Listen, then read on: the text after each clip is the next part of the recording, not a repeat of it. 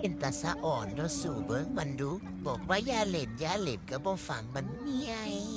ให้ปั้นไปโลดจาก10 รอบปั้นก็บ่ไปพุล่ะขาล่าไปเบิ้งให้กำลังใจจนบ่อยากอี ลด ให้ น้ำหนัก พุ ลด ล่ะ น้ำหนัก อืด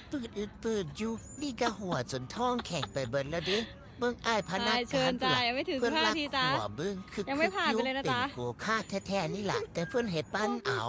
ผู้ใดอีปั้นก็เราก็เรียกเพิ่นนั้น ปุละฝ้าวย่างมาหาเราดิย่าเราเป็นหลุม ให้เราปั้นของเราไปสร้างความสุขของเล็กน้อยปุละโอ้ยกว่าอีขยับขาได้เนาะเมียอีกับเมียได้เบิ้งสงนะอ๋อบอกว่า15 นาทีเราฝ้าวหันมาบอกว่า55 นาทีตีว่าสั้น ป้าน นี่ก็หัวบ่คือเด้มันเป็นตาหัวอีหลีนี่แหล้วเบิ่งดู เพิ่งผ่านไปรอบเดียวเด้ปุละฝ้าวจ้ำเอาอยากเล่นคักก็เราก็ดีเอ้าให้เราปั้นไปซะ